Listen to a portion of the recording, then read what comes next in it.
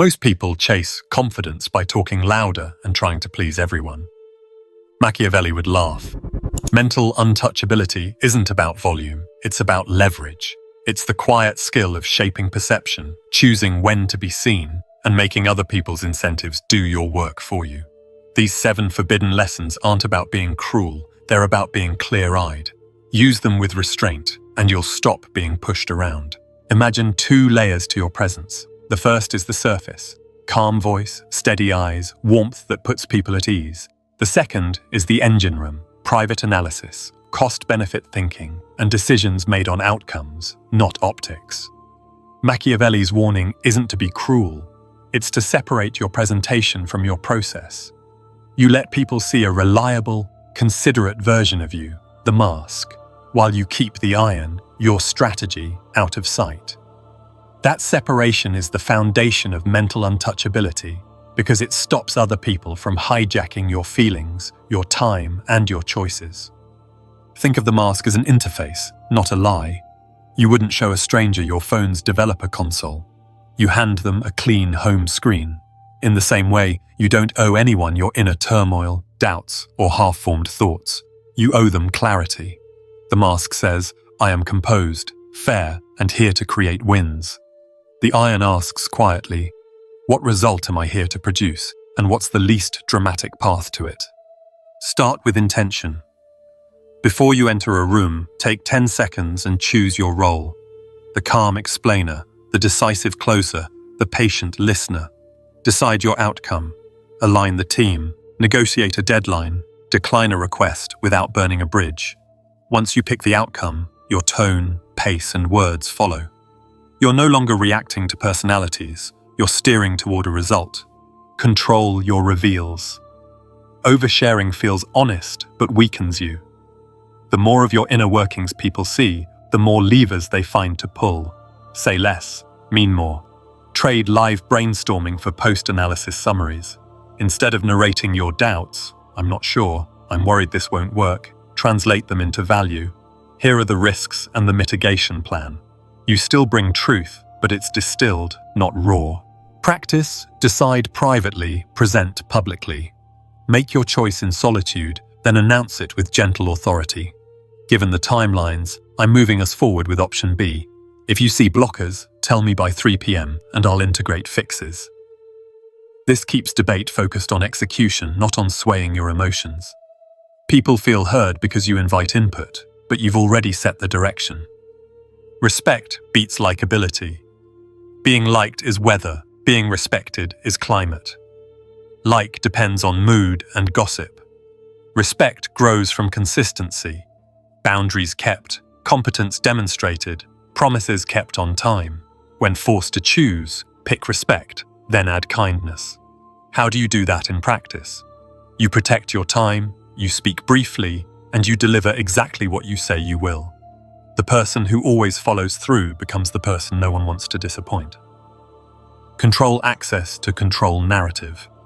If anyone can tug your sleeve at any hour, they'll write your agenda and your story. Create structured touchpoints, office hours, response windows, meeting agendas sent beforehand. Distance is not arrogance, it's design. I'm heads down until 2 p.m. I'll reply after that. You just signaled value, focus, and reliability in one sentence. People learn to prepare before they approach you. Use tone as a tool. A low, unhurried voice under pressure changes the room. Slow your rate by 20%, lower your volume by 10%, and pause before answers. Those micro-adjustments signal certainty to the nervous system of everyone listening. When people raise their volume, keep yours level. When someone accelerates, you decelerate. You are regulating the emotional temperature without ever mentioning feelings. Frame conflicts as logistics, not morals. The fastest way to get dragged into drama is to argue about intentions. Instead, argue about mechanisms. It's not about fairness, it's about bandwidth. If we add this, that slips. Which do you want to trade? Now, you're not the villain denying a favor, you're the operator managing constraints. Most pushback will evaporate when you convert vague desires into explicit costs. Master the graceful number. Declining with respect increases your power more than a reluctant yes. Use 3 beats: appreciate, limit, redirect. I appreciate you thinking of me. I don't have the bandwidth this week. If you still need help next Tuesday, send me 2 bullet points and I'll take a look. You preserved the relationship, kept your calendar clean, and trained others to come prepared.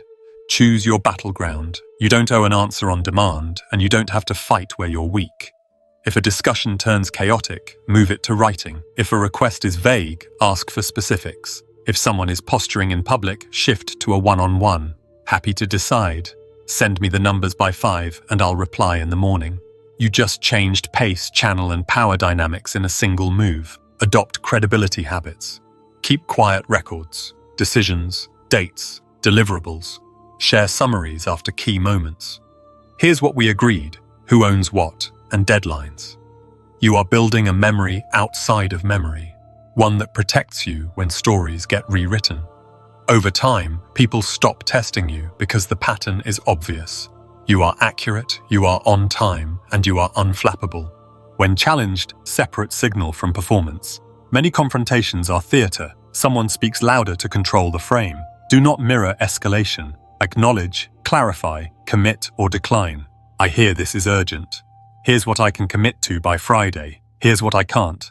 If that doesn't work, we can drop this or move the deadline. You just removed the drama and exposed the decision in plain light. Protect your motives. Not every good deed should be explained, and not every strategy should be named. If someone demands your real reasons, offer your valid reasons. Valid reasons are enough. I'm choosing B because it reduces risk and meets the deadline. Curiosity about your interior life is not a subpoena. Your work stands on outcomes, not confessions. Use asymmetric transparency.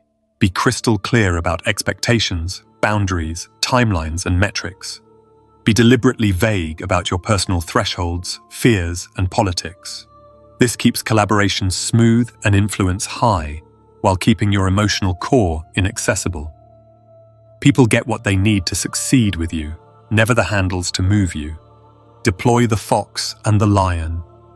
Be readable as cooperative and fair, the fox, and quietly known as someone who can and will enforce consequences, the lion.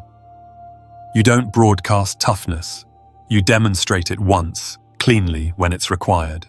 Say little, act decisively, and then return to normal. Reputation will do the amplification for you. Pre-commit to your boundaries before you need them. Decide the conditions under which you will leave a project, escalate an issue, or say no to a client. Write them down. When the moment comes, you're not negotiating with adrenaline, you're executing a policy. We don't start work without a deposit.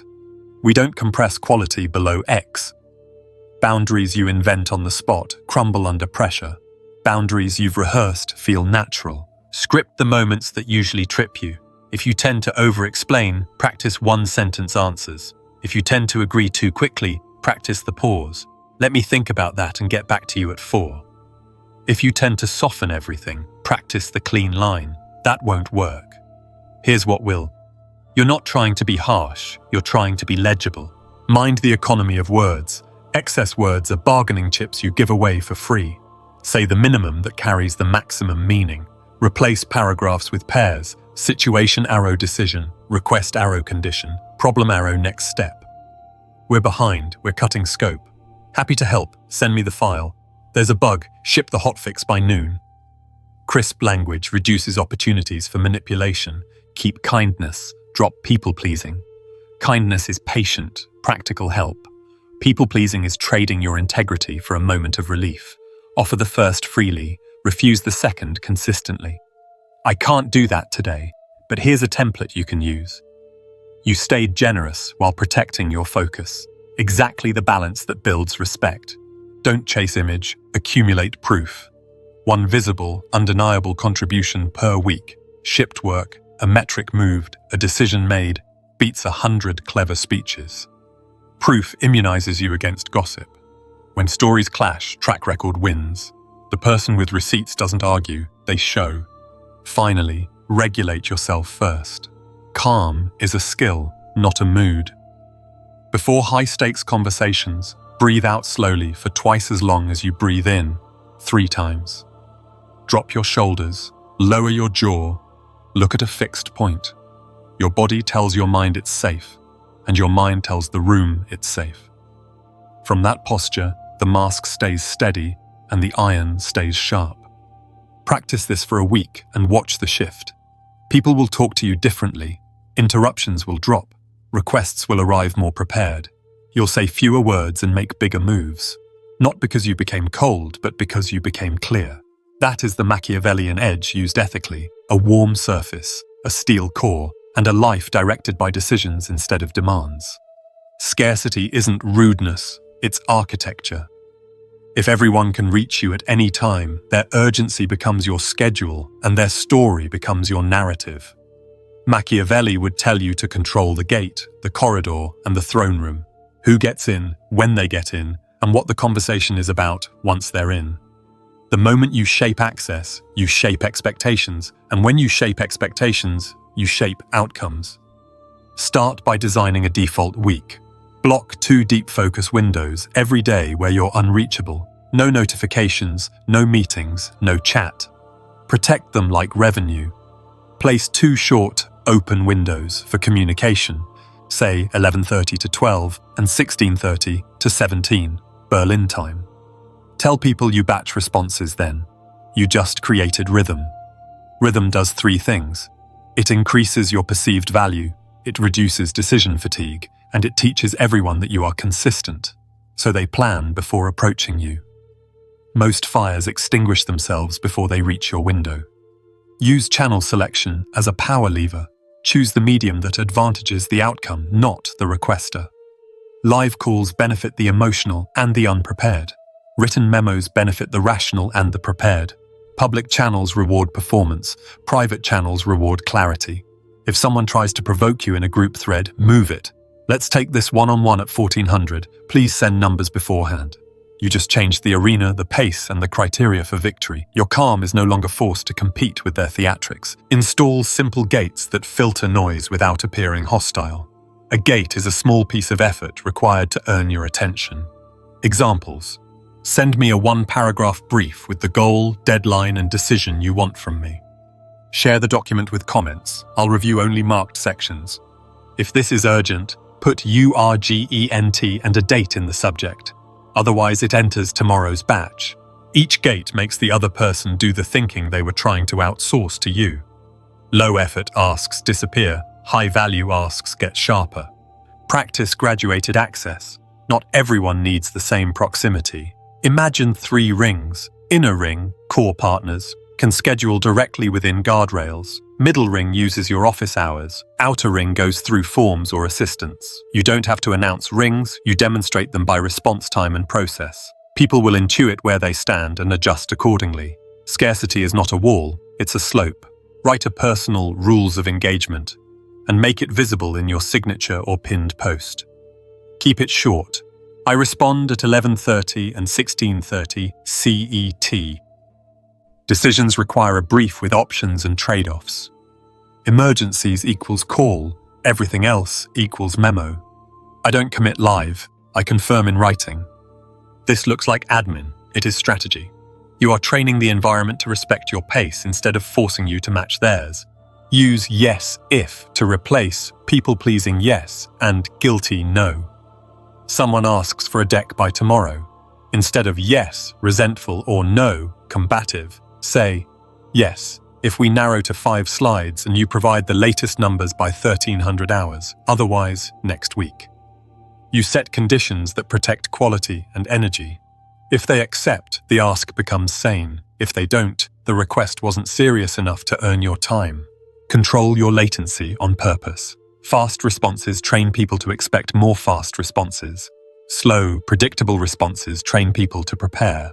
Decide who gets which latency. For your inner ring, be fast on blockers, slow on brainstorms.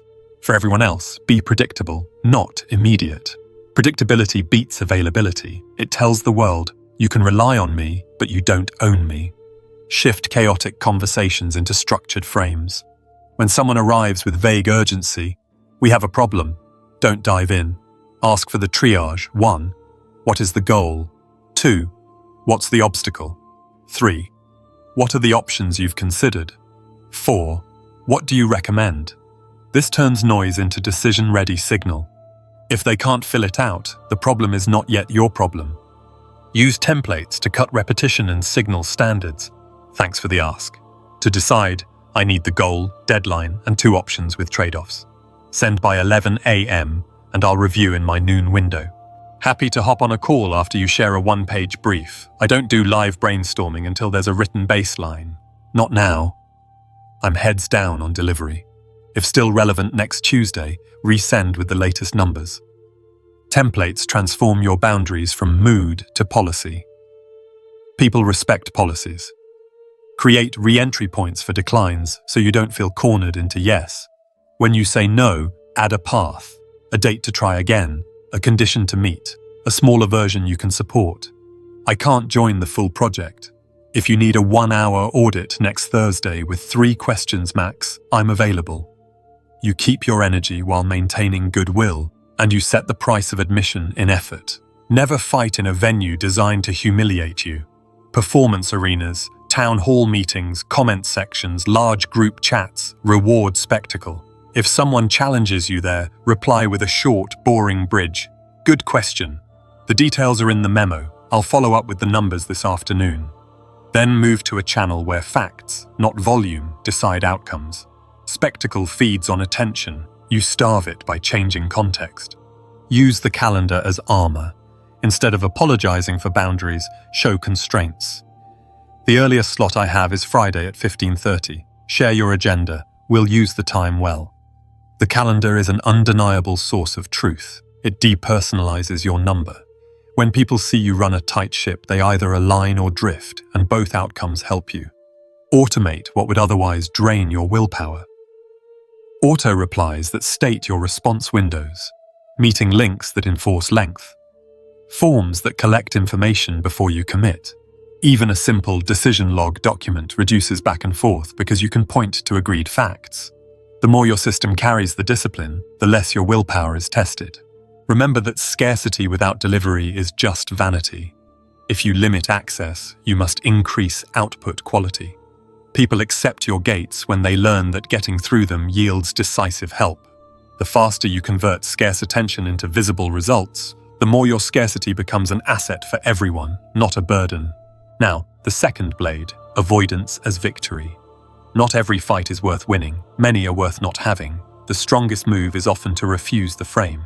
When someone presents a bad choice, are you with us or against us? Reject the premise. Offer a third option that serves your aim. I'm with results. Here's a solution that gets us the metric without the drama. You didn't win their game. You changed games. Pick time, place, and rules where you perform best. If you think clearly in the morning, schedule decisions before noon. If you're concise in writing, require pre-reads. If you're better one-on-one than in crowds, shift debates to small rooms. Never be ashamed to insist on your terms. Kingmakers don't wrestle in alleys, they convene councils. Delay is a weapon when used openly. To give a real answer, I need 24 hours to check constraints. This is not evasive, it's professional. Time cools tempers, reveals new information, and allows allies to weigh in.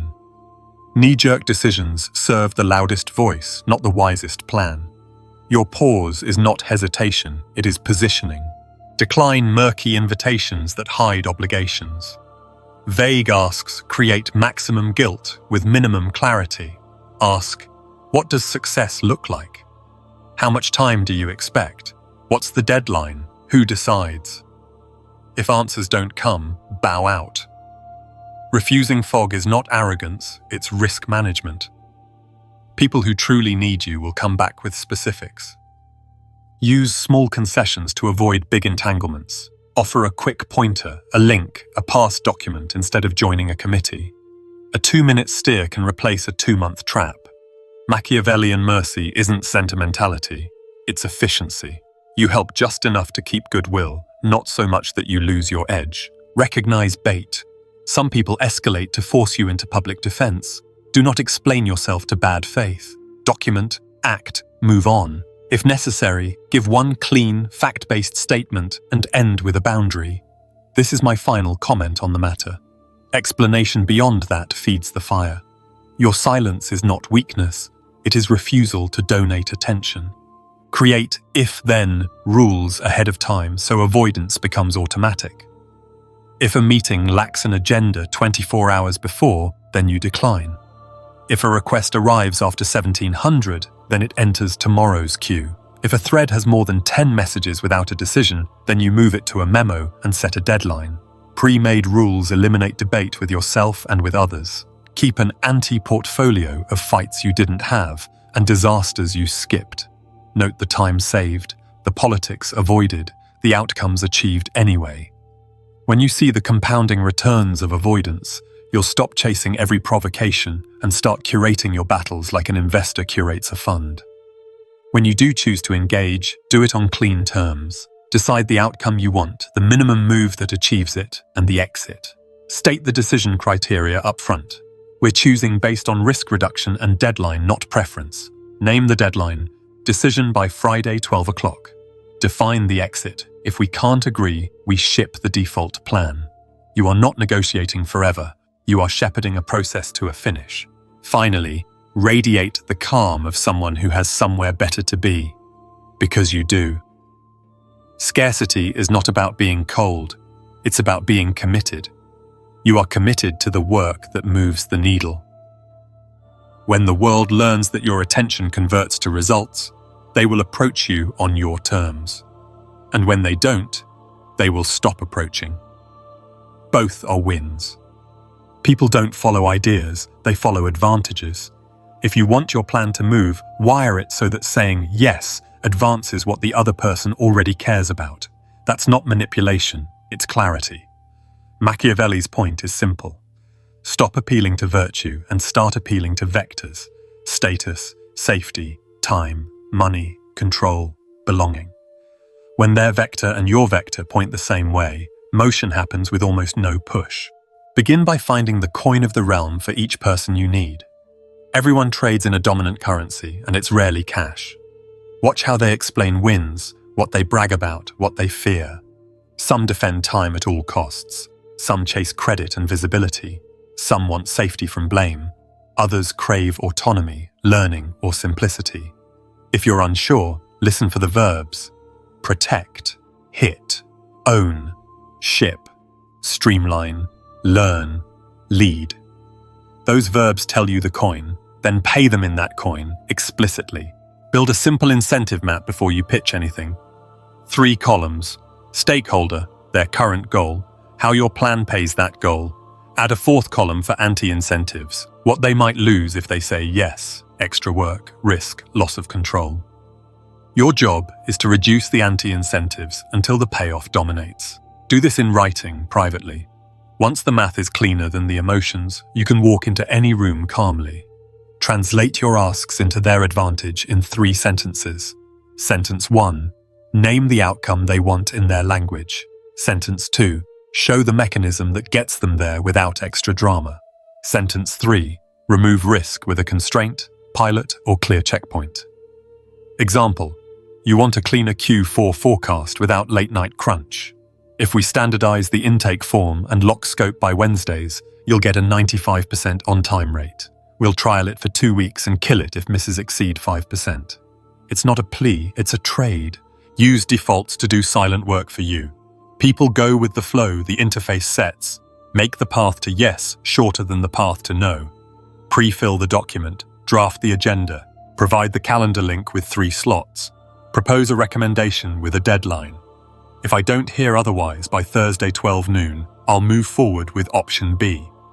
You're not railroading, you're lowering the friction for the rational choice. Design momentum, not just agreement. A signed nod is worthless if the system pays for inaction. Bake rewards into the process. Early wins that are visible. A public scoreboard that updates itself. A thank you note that names contributors by name. A tiny budget line for fast approvals. A standing rule that decisions revert to the default if no counterproposal arrives by a set time. The more the flywheel spins on its own, the less you have to push. Credit is the cheapest, highest yield currency you can spend. Give it publicly and specifically. Name people, link their effort to an outcome, and let their boss hear it. Do it in channels that persist, recaps, briefs, all hands, so the story survives. In private, ask for the help you actually need. Public credit buys private cooperation. It also builds a queue of allies who want to be part of the next win. Replace moral appeals with self-interest framing. Not, we should do this because it's right, but you get fewer escalations, a cleaner metric, and a story your team can celebrate. People aren't bad, they're busy. Show them why your plan is the path of least resistance to their own scoreboard, and they'll move. Offer yes if instead of no or desperate yes. Conditional yeses align incentives without burning you out. Yes, if we strip non-essentials so the draft ships by Friday. Yes, if you own comms and I own delivery. Conditions are just the price list for your energy. Good partners will happily pay, bad ones will disappear. Engineer risk reversal. Most reasonable people aren't anti-you, they're anti-uncertainty. Remove the fear by shrinking scope, making the trial reversible, and naming the kill switch.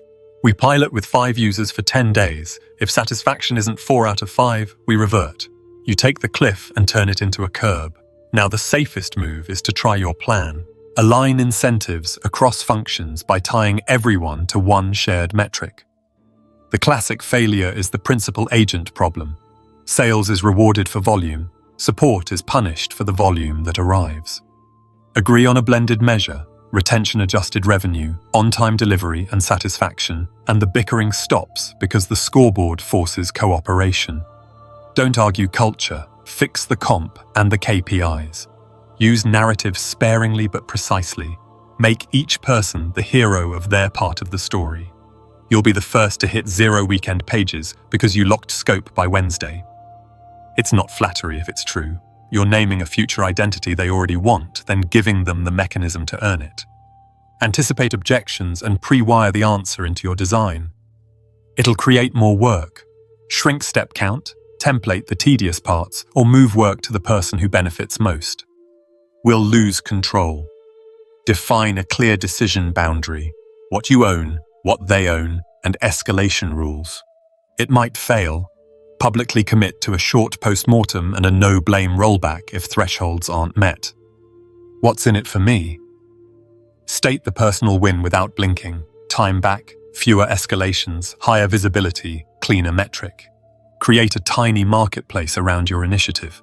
Offer 3 tiers of involvement: observer, contributor, owner, with escalating credit and influence. Most people will pick the middle tier if it is clearly defined and publicly recognized. You just harnessed status seeking to staff your plan voluntarily. Nudge with structure, not speeches. People remember numbers and slots, not adjectives. 2 options, 1 page, due by 12 o'clock. 3 bullets, goal, risk, ask. Weekly 20-minute stand-up, max 6 people, decisions only. Constraints do the nudging for you because they remove ambiguity, and ambiguity is where resistance breeds. Make opposition expensive without being punitive. If someone wants to block, require a counter-proposal with equal or better metrics by a date certain. No is free. No, and here's a superior plan by Friday, is work. Most casual resistance evaporates under the weight of accountability. The serious resistance that remains will either improve your plan or expose itself as politics. When you need a gatekeeper's blessing, pay them in what they guard. Legal wants reduced exposure. Finance wants predictability. IT wants stability. Comms wants clarity. Write the first draft in their dialect. We reduce vendor risk by halving the surface area. Here's the checklist already filled out. You didn't get past them, you got with them. Convert neutrals by removing the cost of participation to nearly 0. Give them a pre-filled doc with their name already in the right place. Provide a 2-sentence summary they can paste to look informed. Offer a ready-made slide with their logo near the win. Neutrals don't oppose you, they just don't want hassle. Remove hassle. Use 2-step asks to create compounding yeses. Step 1 is tiny and reversible. Skim this 1-pager and tell me what's missing. Step 2 is meaningful and time-bound. Great, own this piece through Tuesday. The first yes makes the second yes psychologically consistent. Keep the ladder short and the rungs obvious. Schedule your decision moments where your allies are strongest and your opponents are least prepared. Morning decisions for the clear-headed, pre-reads, sent 24 hours ahead, strict time boxes. Avoid rooms that reward performance over substance. If it must be public, pre-brief key players privately, so the public conversation is a confirmation, not a surprise knife fight.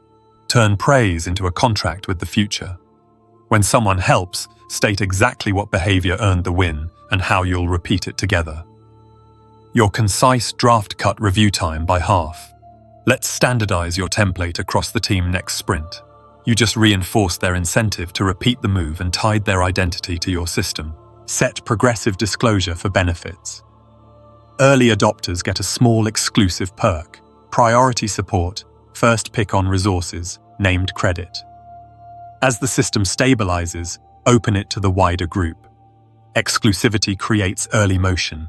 Stability creates mass motion. Both are incentives, sequenced. When budgets are tight, pay in time, story, and shield. Offer to write the first draft, package the update for their leadership, and own the risk. I'll be the point of contact. You get the benefit without the overhead. People buy that deal because it trades your leverage, efficiency, credibility for their incentives, ease, credit, safety. Treat commitments like compounding assets. Small, predictable deliveries create a reputation dividend that reduces friction in every future ask. When they say Friday, it arrives Friday is an incentive in itself. People attach themselves to reliability because it raises their own reliability by association. Your word becomes a yield-bearing instrument. Use clean math whenever possible. This saves you 3 hours a week, beats. This streamlines our process. Your conversion climbs from 3.1% to 3.8%, beats. This should improve results. The brain respects numbers because numbers suggest measurement, and measured gains can be owned, reported, and celebrated. Name the asymmetry in a way that flatters them. You're the only team positioned to do this fast because you already solved X. If you lead, the rest of us can copy your pattern. You've aligned their status incentive, leadership, with your scaling incentive, model to replicate. It's a generous frame that also happens to be useful. Collect small signals of progress and broadcast them rhythmically. Short weekly notes, 3 bullets. What shipped, the metric, who made it happen. The cadence matters. It builds expectation and demonstrates that participation yields recognition. Over time, the incentive to be named becomes part of the engine. Avoid bribing with favors you can't sustain. Incentives should be intrinsic to the system. Clear metrics, public credit, time saved, not one-off gifts that create entitlement. If you must offer a perk, time limit it or tie it to a transparent rule. Power that depends on handouts rots. Power that depends on aligned incentives compounds. When politics enter, zoom out to the shared mission and re-slice the pie. We're fighting over lanes because the pie is fixed. If we hit this shared metric, the pie grows by 20% and both teams win. Then propose the path to grow it. Ambitious people dislike small games. Give them a bigger game where their self-interest and yours meet. Keep a ledger of what each ally values and when you last paid them in it. Did you give public credit this month? Did you reduce their risk recently? Did you return time to their calendar? Make deposits before you make withdrawals. Ask after you've created a win for them, even a small one. Reciprocity is an incentive with a memory. When someone says no, treat it as a map, not a verdict. Ask, what would have to be true for this to be a yes? Their answer reveals the hidden price list. If the price is sane, pay it. If it's not, redesign until the price of no is higher than the price of yes. Lost time, lost status, lost simplicity, visible to them, not just to you. Protect the ethics. Incentives are knives. You can cook with them or cut people. Don't hide material risks. Don't trap people with dark patterns. Don't assign blame to the innocent. The paradox is that transparent incentives are more powerful long-term because trust itself becomes a currency you can spend sparingly, at scale. Finally, make this muscle automatic with a daily loop. Before any ask, write one line that answers, "What do they win?" After any win, write one line that answers, "Who made this happen and how can I pay them in their coin?" Say those lines out loud in the room. Over time, you'll notice something strange.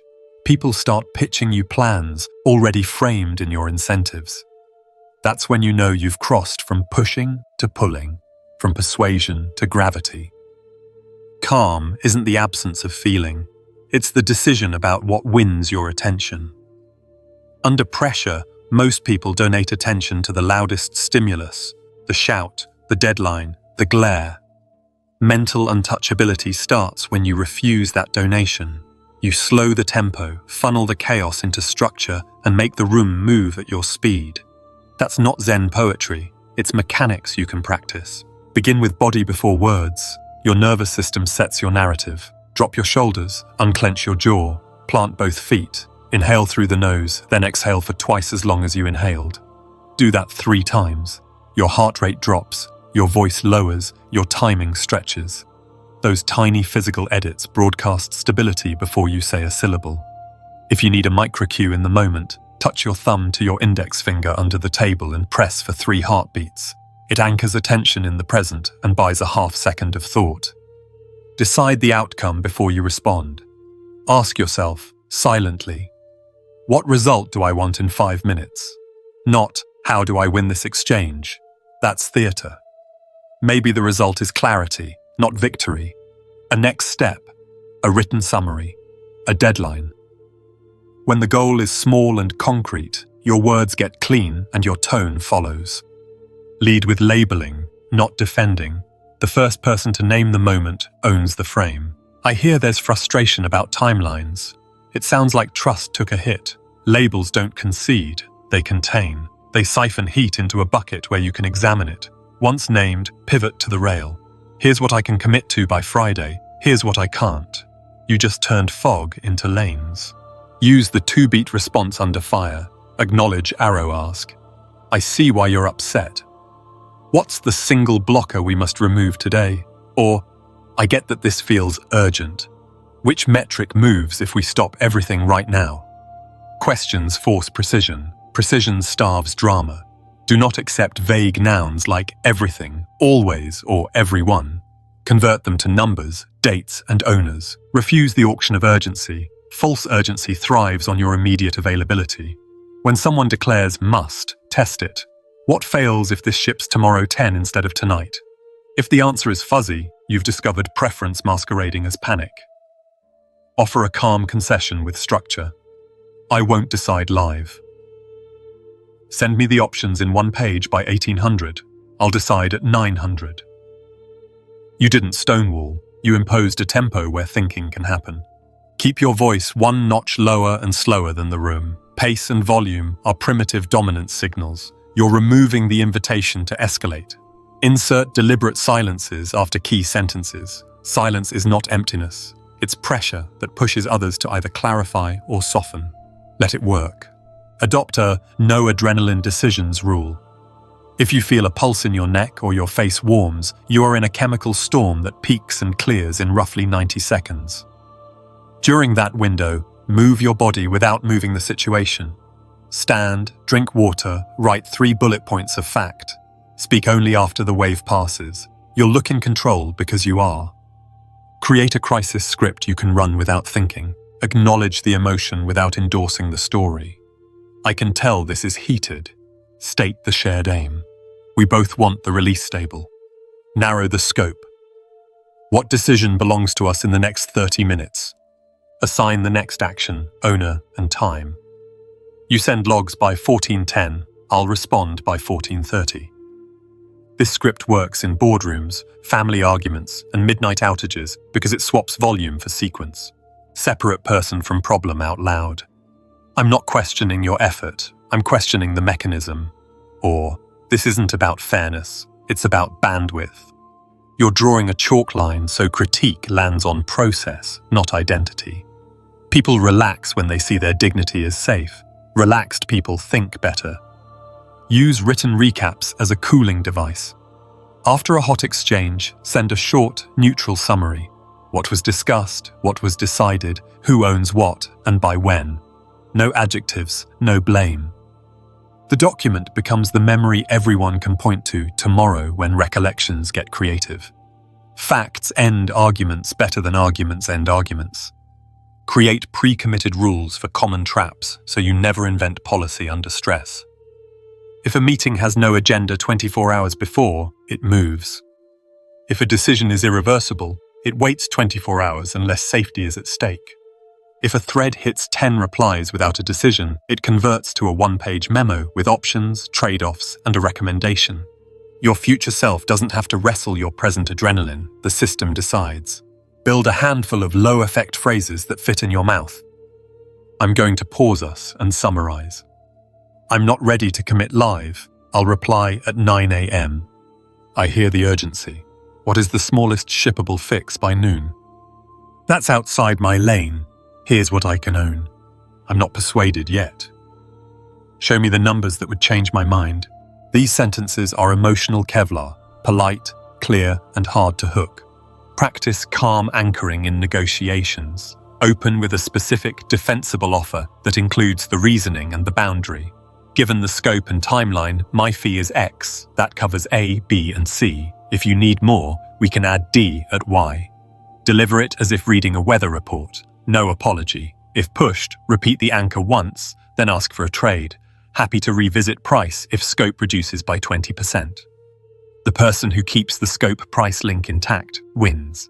Treat interruptions as tests of tempo. If someone interjects repeatedly, finish your clause, turn and say, I'll finish this point, then I'm all yours. If they persist, shift structure. I'm hearing multiple threads. I'll write the 3 options on the board, then we'll vote. You didn't power struggle. You changed the medium to one that rewards order. When confronted with a gotcha question, pivot to criteria. Good question. Before I answer, let's agree on what success looks like. Are we optimizing for risk reduction or speed? Criteria trump anecdotes. Once the room says risk reduction, a flashy counterexample loses bite because it doesn't serve the agreed aim. If someone tries to escalate in public, choose boredom over brilliance. The details are in the document. Happy to walk you through after this. Your restraint deprives the performance of fuel. Save cleverness for the plan, not the spectacle. Use the 3-column sheet for hot issues. Facts, verifiable, interpretations, stories about the facts, and actions, things to do next. Constrain yourself to the first and third columns in the moment. Park the second until the room cools. Most conflicts are bloated columns of interpretation, strangling empty action lists. Exploit the 2-way door versus 1-way door distinction. If a decision can be reversed cheaply, decide quickly at a low emotional temperature and learn. If it's hard to reverse, slow down on purpose and widen input. Announce which door you think it is. The label justifies the tempo and calms the anxious. Don't explain yourself to bad faith. Ask for standards instead. If your goal is accuracy, what evidence would satisfy you? If they can't name any, you're in theatre, not inquiry. Exit politely. I've given my answer. I won't be relitigating it. Calm is also conservation of time, attention, and dignity. Keep a pressure pack ready, pre-written templates, a neutral meeting summary skeleton, a decision log file, a checklist for handoffs. Under stress, thinking degrades. Templates don't. You'll seem superhuman because you prepared to be human. Rehearse stress like an athlete. Ask a trusted friend to role-play a hostile stakeholder. Practice keeping your voice low, labeling the heat, and moving to structure. Record it. You'll spot your tells, rushing the end of sentences, rising pitch, filler words, replace them one by one. Calm is a skill, and skills get better with reps. Protect your sleep and sugar under heavy weeks. It's not soft advice, it's tactical. Sleep debt and blood glucose spikes mimic anxiety. A person at 70% physiological capacity has 0% chance of stable tone at 1700 hours. Hydrate, eat boring, walk 10 minutes before hard meetings. You're not pampering yourself, you're tuning the instrument. Learn when to show emotion strategically. A precise, brief display, disappointment at broken commitments, concern about safety, can reset standards without theatrics. Deliver it once, fact-linked, then return to neutral. Performative anger spreads. Calibrated affect educates. When apologies are owed, make them surgical. I missed the deadline. That created rework for your team. It won't happen again. Here's the system I've put in place. No biography, no excuses. A clean apology ends the cycle. A muddy one invites more heat. Create the habit of ending strong. After a heated conversation that you landed, close with a forward-looking line. Thanks for sticking with it. Here's the recap. I'll post the doc in 10. You're not just surviving moments. You're teaching the room what a resolved moment looks like. Use numbers as foam on fire. We're 6 days behind. We have 4 blockers, 2 are solved. Our error rate is 0.7%. The target is 0.3%. Numbers lower valence because they give the brain something to hold besides anger.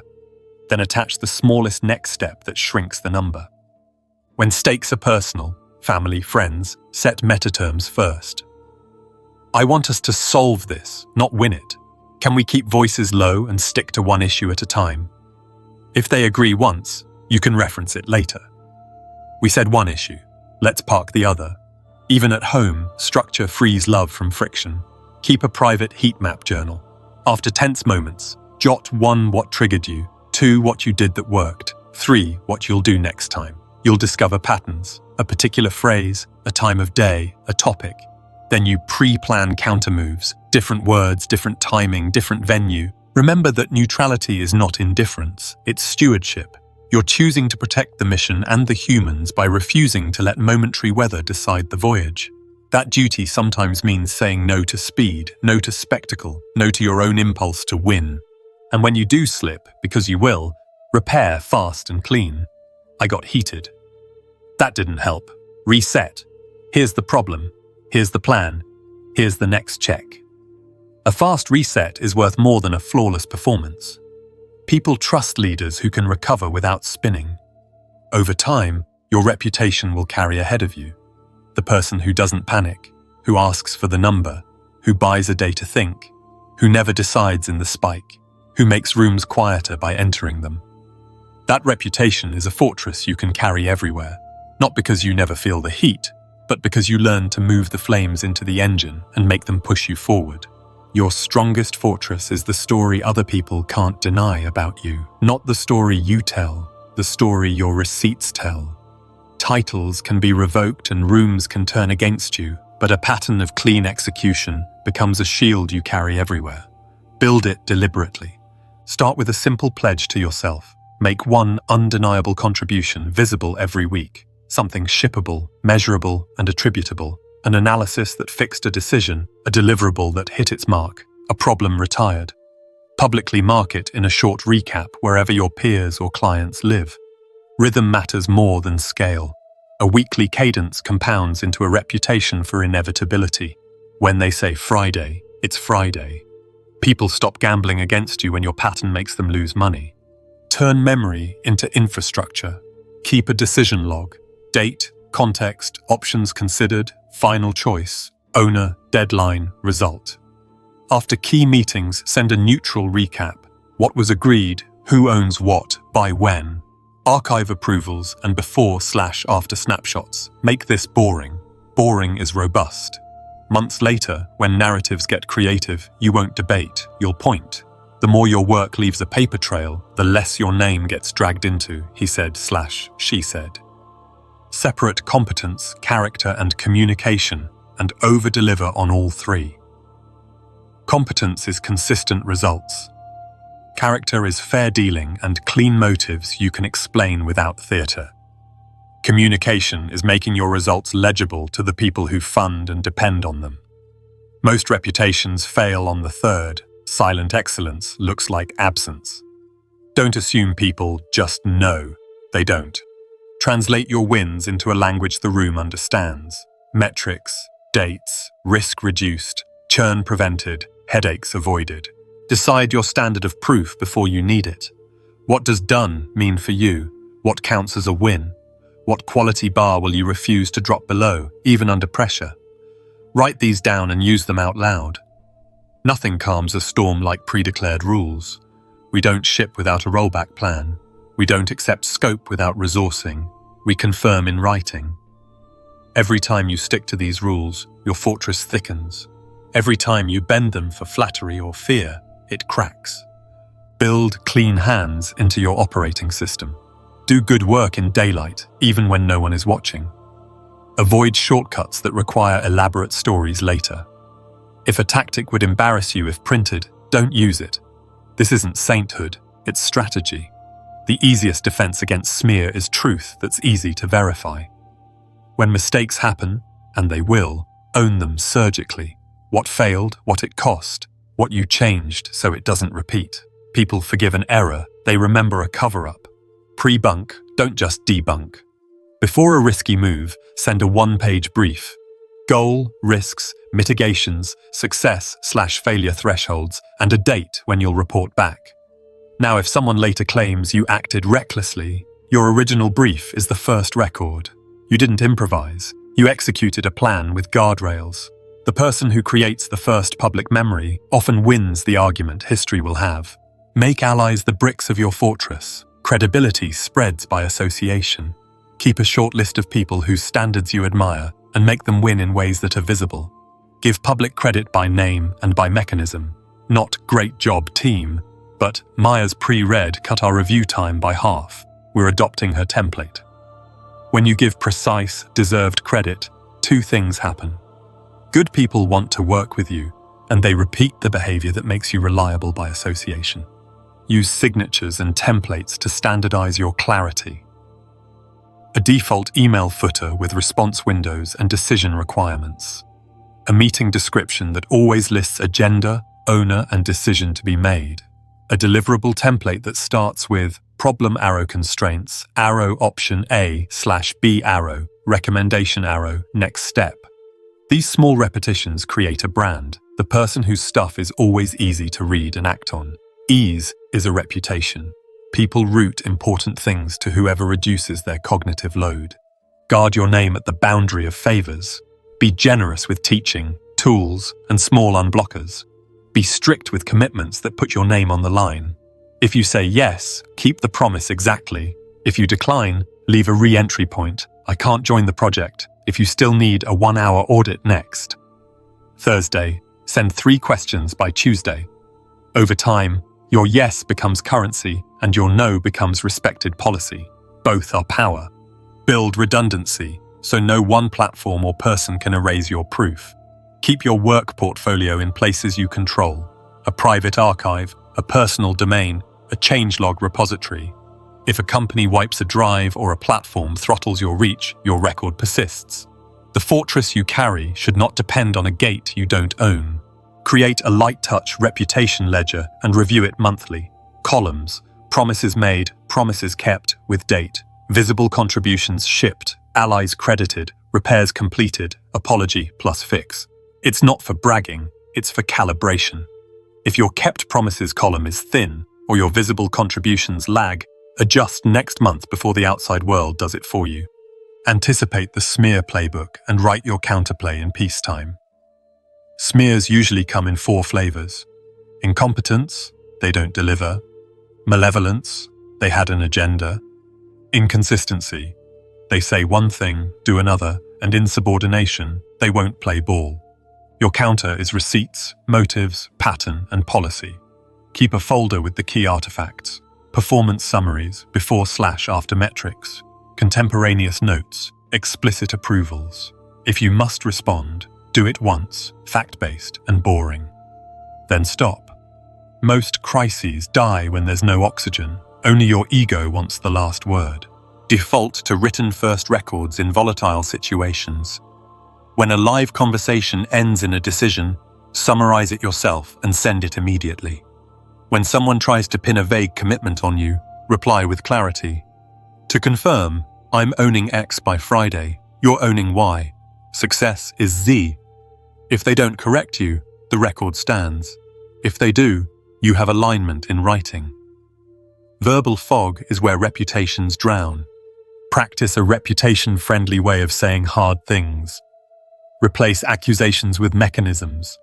We can't meet that date without dropping quality. Choose date or scope. Replace absolutist language with accountable specifics. I won't commit live. I'll respond by 9 a.m. with 2 options and trade-offs. Replace gossip with documentation. I wasn't in that room. Here's the decision log from the meeting I led. Each swap keeps you firm while staying verifiable. Make your standards contagious by packaging them. Turn your best habits into light tools others can adopt. A pre-read template, a handoff checklist, a recap format. Share them freely. When other teams adopt your kit, your reputation spreads beyond your direct circle. People begin to meet your standard before you enter the room because the room is already using your tools. Keep elegant boundaries around your private life, politics, and personal thresholds. Be transparent about what matters for the work, timelines, criteria, process, and deliberately vague about what can be weaponized. Your fears, your triggers, your personal affiliations. You are not hiding, you are refusing to donate handles others can pull. The less of your inner life becomes office currency, the safer your outer results become. Use front-load the pain as a guiding rule.